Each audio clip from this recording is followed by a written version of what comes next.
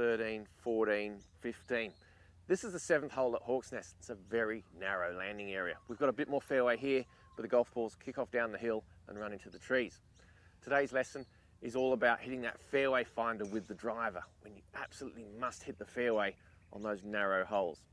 Now, I could hit 3-wood or an iron, but this hole often plays into the breeze. So we're going to hit the driver. I'm going to show you 5 little adjustments you can make that are really going to help you to guarantee hitting that fairway when you absolutely must to on those narrow holes.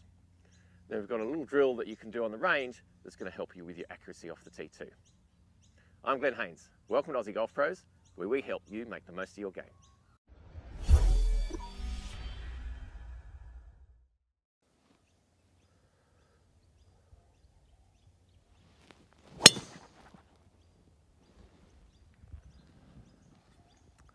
So there's a full-on drive.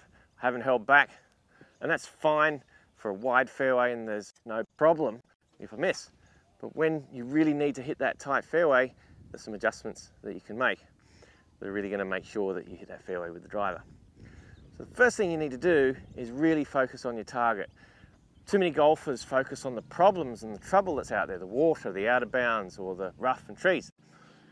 You want to pick a specific target that you want to focus on, and that doesn't need to be the fairway. It can be a tree in the distance or a branch, something very specific that's going to help focus your mind and body on where you want the ball to land rather than going into the trouble. Let's now talk about the setup changes that we're going to make to guarantee hitting that fairway with the driver. I'm going to use a shorter tee. We want to tee it down lower. Normally we try to strike the driver just above the center, helps us get that high launch and low spin, but it's not necessarily the most accurate. We're now going to tee the ball down lower and try to strike the driver down lower down on the club face. It puts a little bit more backspin on the shot. We're going to lose a little bit of distance, but it's definitely going to be a lot straighter. So teeing it down nice and low so that we really don't have too much of the ball showing above the driver. Next, I'm going to bring my hands down the grip a little bit.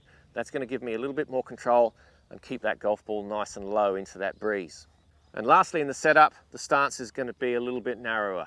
The big wide stance, that's great for those big high bombs, but we're going to keep it narrower. It's going to shorten the swing a fraction and give us a little bit more control. Now, the only thing we really need to think about in the golf swing is to commit to it. We don't want to hold back, we don't want to steer it, we're not trying to slow the swing down. We're still going to commit fully and swing it at your normal 90% or 95%. We never go 100%. And that commitment is going to help us mentally. If we start steering the shot, then we're definitely going to hit it offline. Right, low ball. Come down the grip a fraction, a little bit narrower stance. Ball position doesn't change, it's still forward in my stance. We've got that target that we've picked out, that tree in the distance, and let's commit to it. See if we can find that fairway. Nice low shot into the breeze, right down the left half of the fairway.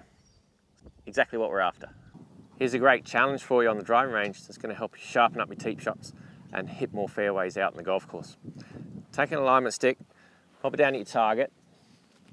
I want you to choose a narrow fairway up there that's really going to challenge you. And we're going to hit 5 or 10 shots and count how many fairways you can hit. The alignment stick's there to help you with a consistent setup, help you get nice and square with the club face. And obviously we can't do that on the golf course, but it's really going to help you be more consistent and straighter here on the driving range. And we're creating good habits. Then go ahead and hit your 5 or 10 tee shots and record and count how many fairways you hit and try to beat it next time.